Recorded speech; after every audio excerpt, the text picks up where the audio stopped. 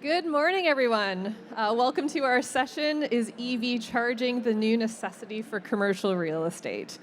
As we explore this topic, we've got two sort of visionary companies that have gone forward with EVs within their properties. I'm going to introduce myself as well as my panelists here. My name is Karvonen. I'm the Senior Director, Sustainability and Stakeholder Relations at BOMA Toronto. For over 100 years, the Building Owners and Managers Association has been the voice of commercial real estate in the GTA. Our members represent over 80% of the commercial real estate within the area. My focus is on education, advocacy, and our member engagement, and my background with over 12 years of experience in corporate sustainability at electric utilities. And I'm going to give a fun fact about myself because I've also asked our panelists to do so as well. So last year, I finally got to dive with manta rays in Hawaii, fulfilling a lifelong dream. So my panelists here will help explore this topic. From Cadillac Fairview, we have Yichao Chen. So Cadillac Fairview is a long-term owner, operator, investor, and developer across retail, office, and other asset classes. So with over $35 billion of assets across the Americas and globally. So properties you may be familiar with include the Toronto Eaton Centre, Pacific Centre Mall in Vancouver, and Sherway Gardens. So Yichao is a professional engineer and is the Director of Climate and Energy, where she is responsible for energy and emission management, climate resilience, and supporting the EV strategy for Cadillac Fairview. And her fun fact is she has a rock collection with well over 100 rocks. So Joe Brown, he's with KingSett. So KingSett Capital is a Canadian private equity real estate investment business which creates and co-invests in real estate. And they have over $16.2 billion of capital commitments since 2002. So properties they own that you may be familiar with include the Fairmount Royal York, as well as Scotia Plaza. So Joe is a mechanical engineer with over 20 years experience, and he is currently responsible for enhancing technology, innovation, resiliency, and sustainability, driving value across KingSett's real estate portfolio. And he leads a decarbonization program. And his fun fact is he took banjo lessons for 10 years. It's quite accomplished. So together, CF and KingSett have over 500 chargers installed across their properties. And they have over 80 total properties. So approximately half of CF's 400 chargers are level 3 fast chargers, and 10% of KingSett's 100 are level 3. So all of Cadillac Fairview's 69 properties have at least one charger, and 20 of KingSett's properties have chargers as well. Cadillac Fairview have 15 cities within 6 provinces, and KingSett has 5 cities within 3 provinces. So they're quite spread out across Canada with a number of chargers between them. So as we explore this topic, we'll start with just some introductory questions about EV charging. We are going to have a lot of time at the end for questions. I know yesterday when I was chatting with a lot of people about this session, there were a number of questions came up. So please, there is a microphone at the back that we would love to take questions at the end. So with Yichao and Joe, if you can talk about your charging at your facilities, but is charging now considered commonplace within commercial real estate, within our office and retail properties? Go with Yichao. Sure. Thank you, Caroline. So my name is Yichao, and at Cadillac Fairview, we do see EV charging has taken up to be a growing trend for commercial real estate, that office and retail buildings that we own, but also in terms of residential, on-street, public charger, all of that charging infrastructure is seeing an uptick. The conversation about EV charging demand and the supply is really a chicken and egg question. As the supply grows, the demand also need to keep up. For us, we really rely on our tenants as well as our EV vendors and charging partners to tell us when there is an inadequacy or when there is not enough supply or there is room for expansion at certain sites. So with those information, we continue to evaluate, being a necessity and amenity for commercial real estate, how much more chargers, or are we having adequate supply of EV chargers as we speak? And within KingSett's properties, okay. Within KingSett's properties, we are seeing demand, and a number of factors, I guess. Within the office portfolio, we have seen demand grow just through the number of parkers, especially. We own assets primarily in major urban centers, large commercial assets. So a property like Scotia Plaza, we started out with 16 chargers, and the demand has just grown. We've had to double the amount in there. At our retail properties, we're seeing demand as well, and we're seeing this as a necessity to provide this amenity to our customers across the board. And what was the primary driver for installing the charging stations, and how did this differ between retail and office? Joe? So, in office, it was our tenants coming to us. We started out, like I had mentioned, with Scotia Plaza. We had 16 Tesla charging stations. I would call that pre-COVID. As people started to come back to the office, I drive a Tesla, and I was having trouble finding a spot to park. Not that I needed to charge my car in the 30-kilometer commute I have back and forth from downtown, but we found people were using them, and we also found that a lot of people had started to buy non-Tesla cars and were looking for places to charge those as well. So we added an additional 16 chargers as well, level 2 chargers, and we have a split between a lower split of level 3 chargers, because typically people come to our office buildings and park for 8 hours, so we don't need that fast charge. But we did add a few level 3 chargers so that people who came in for a meeting could charge quickly and go on their way. So the tenant demand drove it on the office side, and then when we flipped to the retail side, it's been more of an amenity that we're looking at offering to draw people into our retail centers. We own enclosed malls primarily, and so we've been approached by a number of vendors who bring these, would like to add chargers at our stations, because people are coming there, and we see it as an amenity. If we have chargers there that are reasonably priced, that people can show up and plug their cars in and do some shopping. Yeah, I would agree. So office and retail are quite different in our experience as well. For office, it's really seen as an amenity for visitors and tenants, and we have the odd requests coming from perhaps executives wanting a dedicated charger for this one dedicated floor. For the most part, the office chargers are level 2 for the majority of our chargers, just given that you'll be there for a longer period of time. For retail, on the other hand, there is potential for revenue generating, and there's some co-benefits to drive traffic to the retail mall. Perhaps they go for a fast charge, go get a coffee, and/or some of the level 2 chargers do exist, but for at least retail locations that we have, level 3 is primarily the preferred option, or the driver. So really looking at it from a different lens, for office currently it's still amenity driven, and for retail it's perhaps a co-benefit, a traffic, and a revenue driven. And so I've seen that the drivers aren't necessarily sustainability, but does this fit with your sustainability goals? Yeah, I mean, it definitely does, given that decarbonization in the transportation sector really feeds this larger ecosystem of sustainability and technology.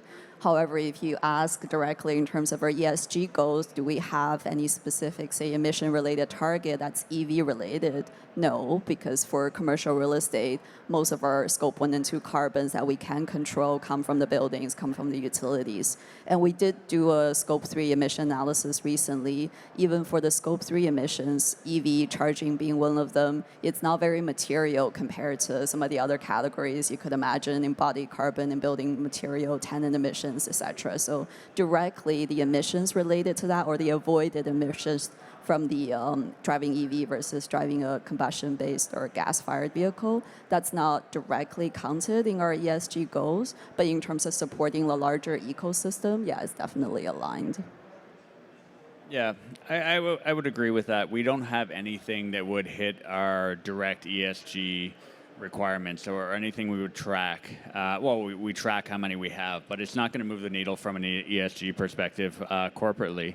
But I think it's important because we own all of these locations. I myself drive an EV, and I found it was one of the best ways to reduce my personal footprint, carbon footprint, that was to switch to an EV. And to facilitate other people doing the same things and driving real reductions in personal carbon footprints, we need to, as owners of these properties, put these things in. And it's an amenity our customers are asking for. More and more people switching to them. They want them there. And if you don't have them, people will choose to park in a different parking lot or go to a different shopping center. So it drives revenues for us in that way, just not directly tied to our ESG stuff.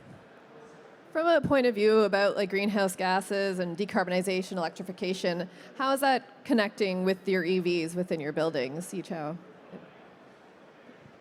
In terms of driving greenhouse gas Or in terms of reduction? capacity, are you seeing concerns with that sort of powering EVs versus other electrification? Yeah, it's a great question, and we definitely struggle with electrification being one of the key levers, at least in clean grid, in terms of that future of decarbonization, emission reduction. We also rely on electrification for building decarbonization, such as moving from a gas-fired heating system to a perhaps electrified or heat pump system. So that compete with the potential limited electrical capacity upstream or at the building level with decarbonization of transportation sectors.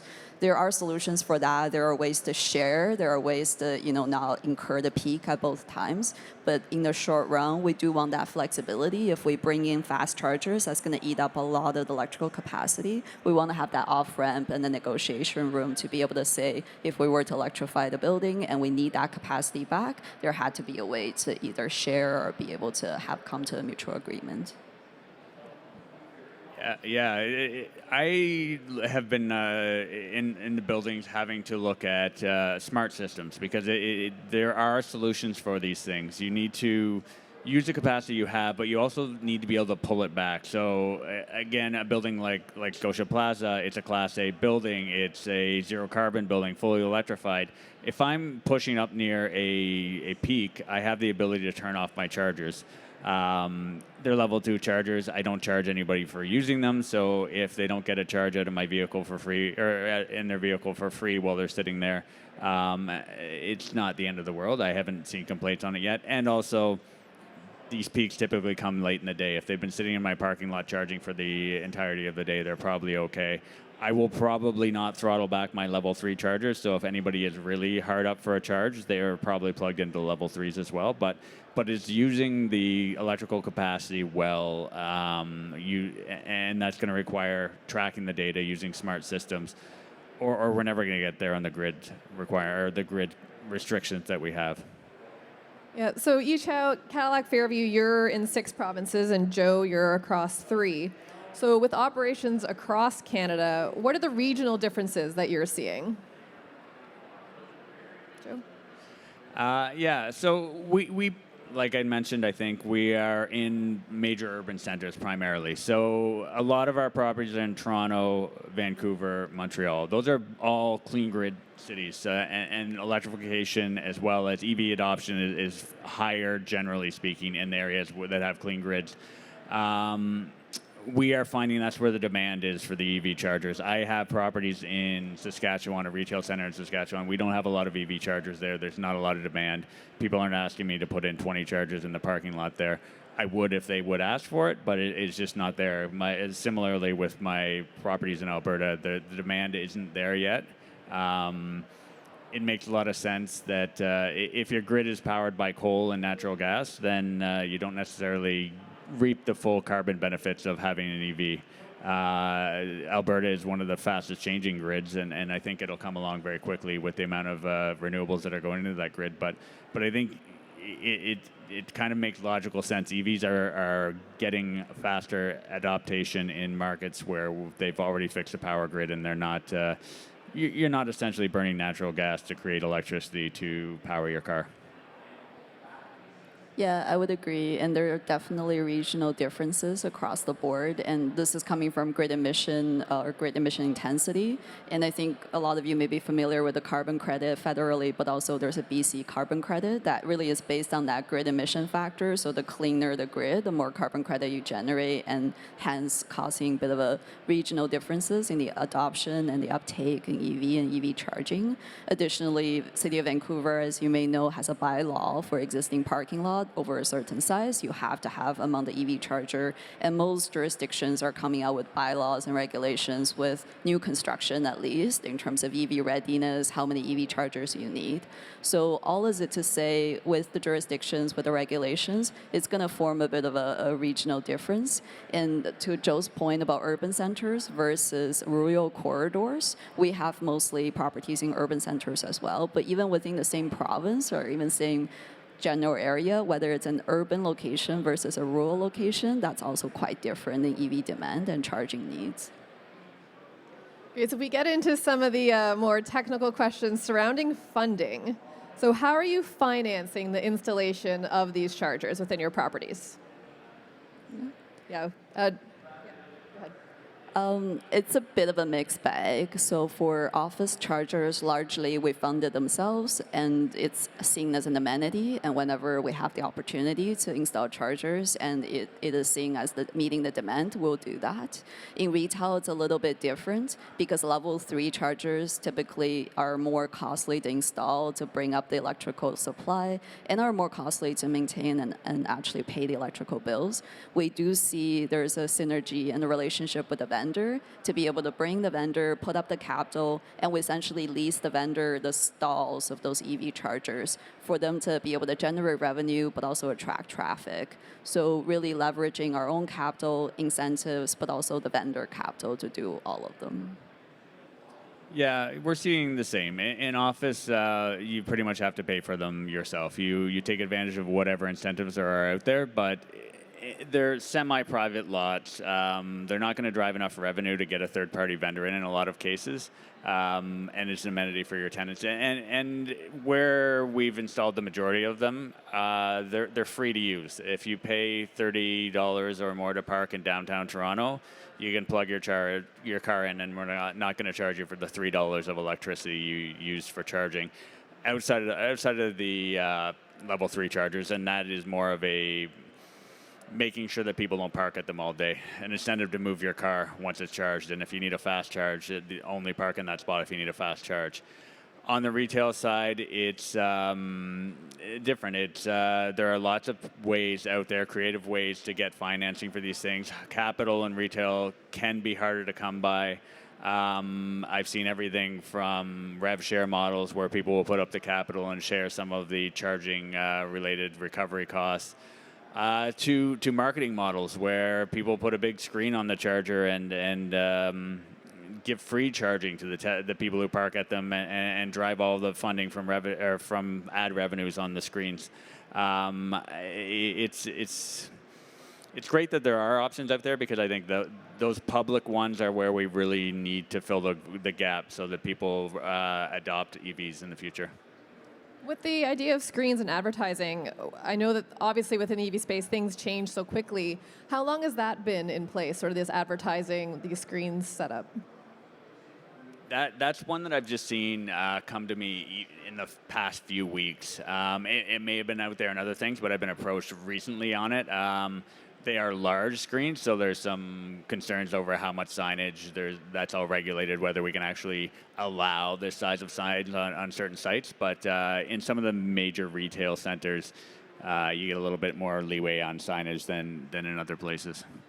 And are you seeing that in your properties yet, or is that something? Yeah, we haven't explored that yet, and it's definitely interesting to hear, for sure. Yeah.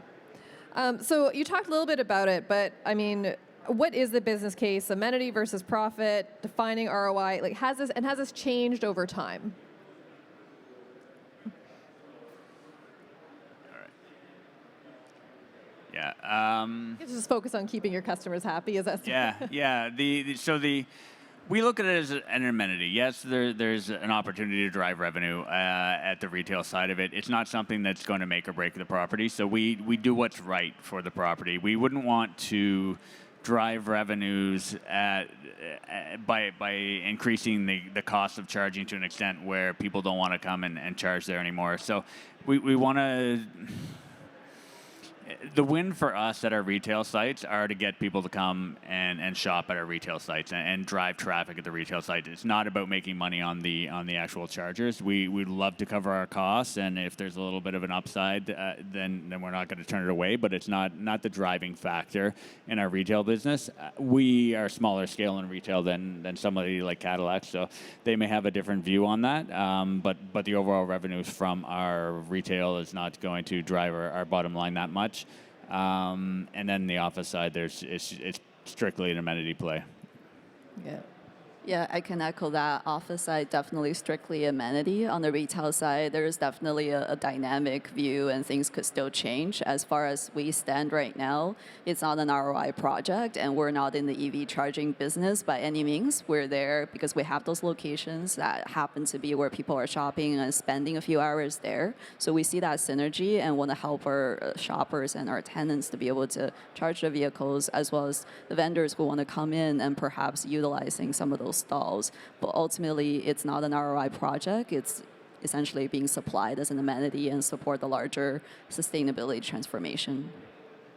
So from the electricity, again, and we're sort of on the technical side, and you guys have touched on this a little bit, but have you seen an increase in your electricity consumption or charges, and how have you managed to keep your charges low, Yichao? I think for office, it's relatively low in terms of just the electricity pull, and because most of them are level 2 chargers, we also offer them for the most part for free. So it's not necessarily a huge uptick compared to the whole, 37 stories of a high-rise office building. The EV charging is quite minimal. For retail side, that could be quite different if you have a lot of fast chargers. And we do ask whoever putting the fast charger, whether it's ourselves or the vendors, to make sure they are pulling a separate electrical feed so the demand chargers doesn't end up on the building, which perhaps sometimes is more costly than the actual commodity charge, especially for Class A properties, as people in Toronto are familiar with. So really making sure that demand charge is being separately metered and separately tracked and being charged back, because a lot of the retail fast chargers, they do charge the drivers for that charging time.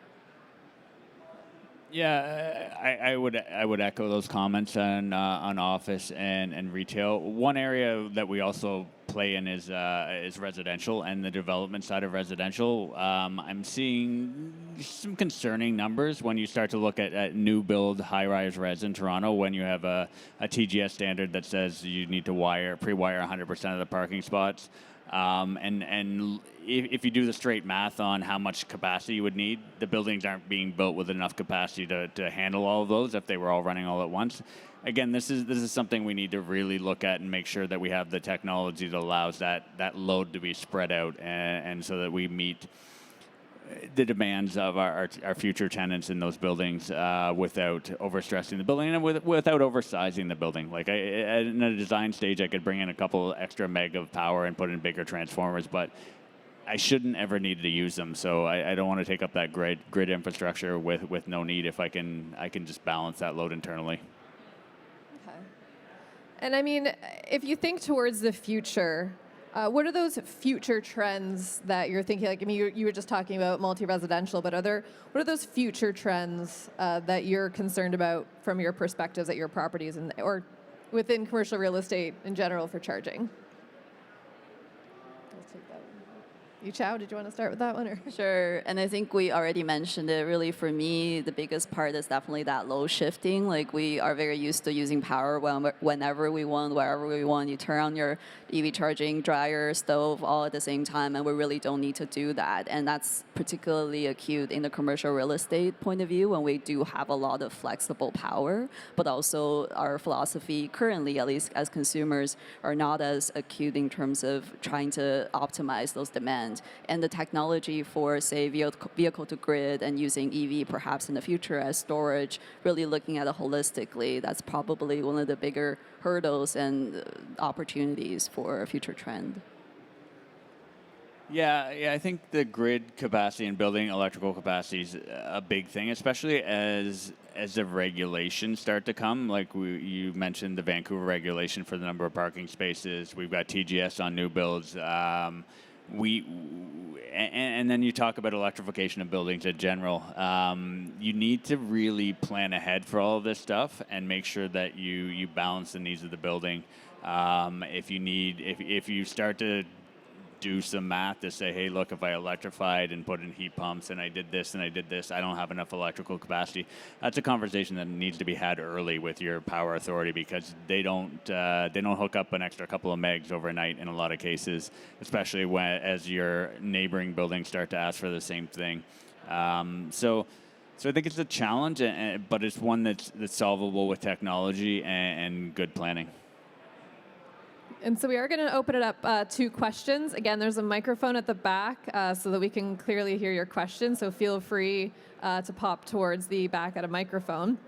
While you guys line up, I will just say, have you seen a change in, like, you've been adding your chargers in, and I know there's been a lot of news articles recently that the demand for EVs are falling off.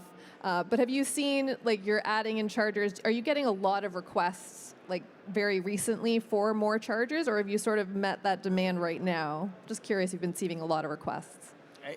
You get different requests at different places. Royal York would be an example of a building where there was one EV charger, and it was a legacy charger, a 32 amp charger. And we had people who would come in, and if you've ever valet parked at the Royal York, you know it's not cheap.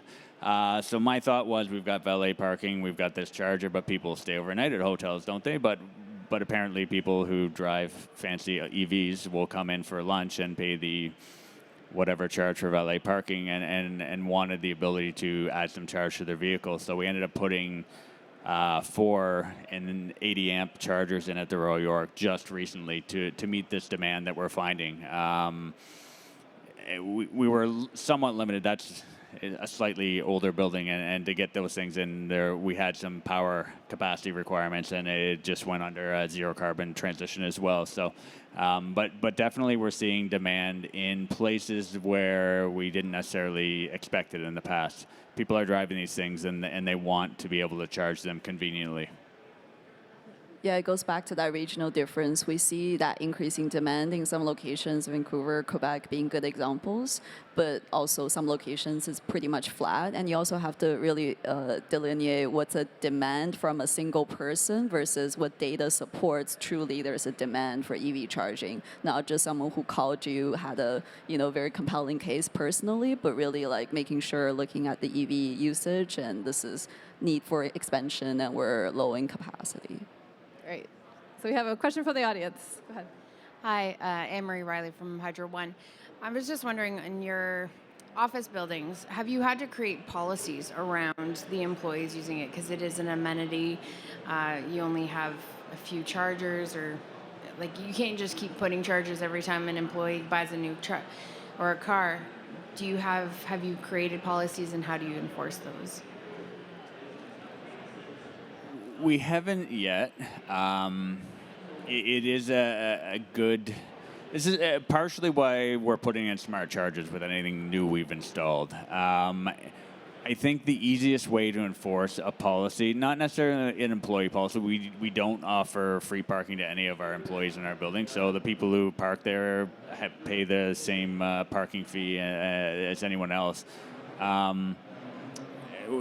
The ability to charge, even a nominal amount, I think will force the right behavior. I drive my Tesla, and when I drive it in, I park there and charge because this is a great spot. And if it's available, usually when I don't drive very often. If I'm driving in, it's because I had something else to go to, and I'm usually later in the day. So I'll park there, I'll get my charge, and rather than going all the way down to P4. If it's the last place, I won't park there. I'll leave it for the tenants. But I think if they charge me even a nominal fee to plug in there, be it a couple of dollars, I would probably drive down to P4, and I think it would drive that kind of behavior. So that's where my head's at right now with pushing behavioral things in our office parking garages. But yeah, I don't know if you have a different. Yeah, we actually haven't encountered, at least on the systemic level, that kind of issue with people we don't have enough chargers and people are parked there all day, and as a result, some other people couldn't charge. And I'm pretty sure the solution to that would be having a nominal charge and having some form of either just alert on their phone in terms of their charging app. So yes, we will cross that bridge, I'm pretty sure, at some point, and yeah, that would be one of the solutions.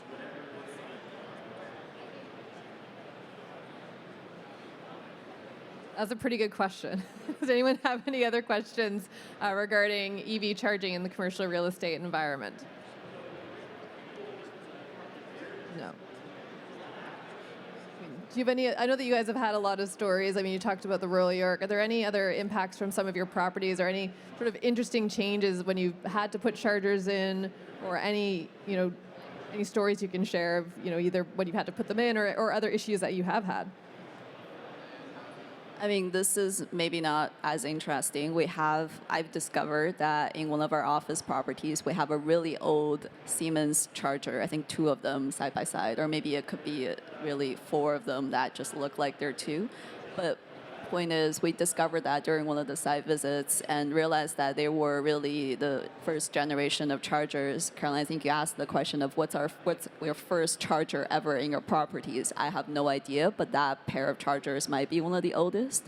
And they're essentially just, they call it dumb chargers. It's just a wall plug that doesn't control anything, doesn't meter anything. It just dispenses electricity at will. And we're looking into, and people do use it, and we're looking into how many of those chargers do exist and what do you do about them, as in upgrades, as in life cycle, because chargers do have a life cycle, but when it is just a wall outlet of some sort, what's the business case of upgrading it into something more modern and more smart? So. Yeah. I think in the spirit of finding things at our properties, we shared some stats earlier, but I know I'm finding EV chargers at properties that I didn't know existed, especially on the residential side. We have them put in, and there's a ton of them out there that I don't even know about. So it's interesting to see that. I think they're more commonplace than we even realize in our properties. Another question. Yeah, I'm curious about the ad revenue model that you mentioned with the content on screens, and I mean, I don't know if that makes the charging free or if it's a subsidy, or just I'm curious as to how you see the potential of that as to enabling more charging to come out without as much cost. And to be fair, this was a pitch that I got a week ago. I haven't installed any of these things yet, but the thought process is if they can generate enough ad revenue to cover the capital costs and the electricity costs, they would offer free charging up to a certain amount. And as a retail property owner, that to me would drive people to come and charge and plug in. Like I mentioned, I drive an EV. My mother-in-law just recently bought a Tesla, and because I referred her, she got, 3 months of free charging.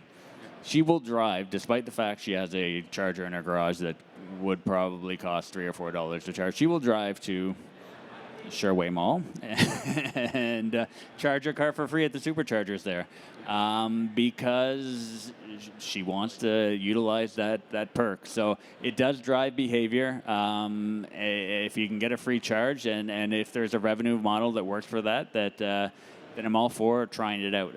Assuming these things look all right and we have some control over what's being marketed and everything else. But if we can offer an amenity like that, I think it will drive behavior and ultimately be good for the retail center. Thanks for a great presentation. And it's a question both for Yichao and for Joe.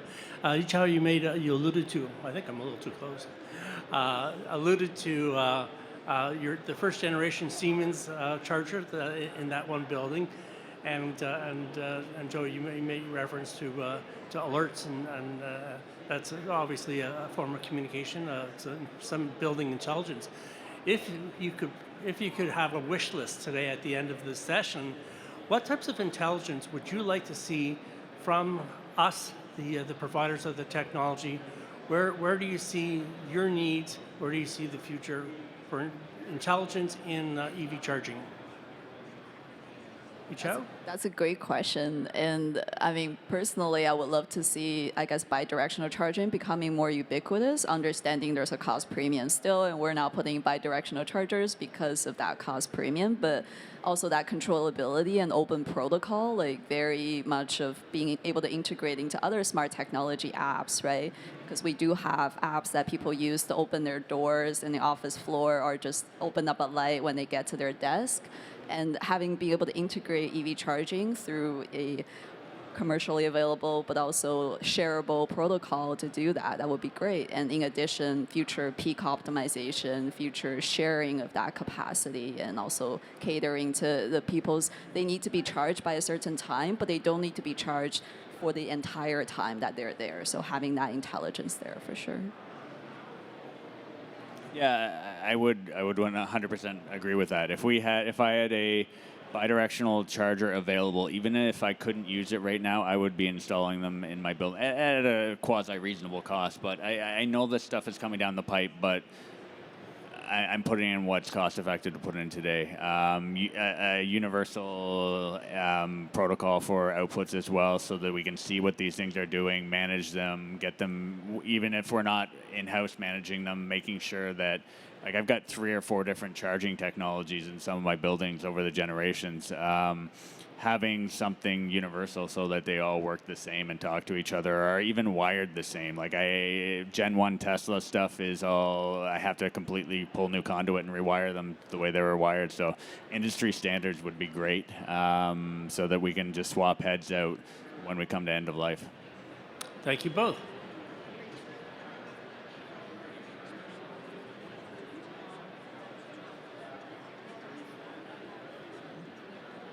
I think you're. Sorry. Another question? Okay.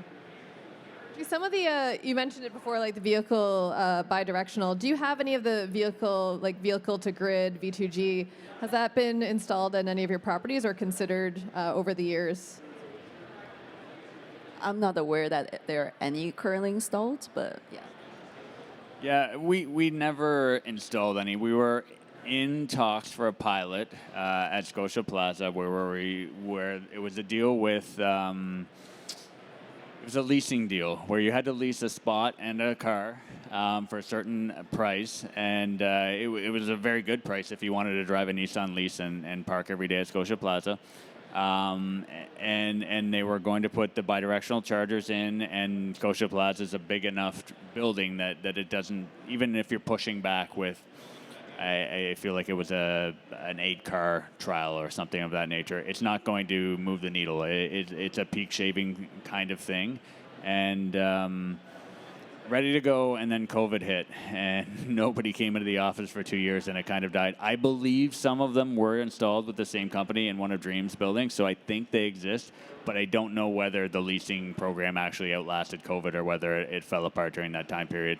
And I haven't seen anything. Nobody's come to me with anything since. So I'd love to try it, but it just seems to be not a ton of drivers for it right now.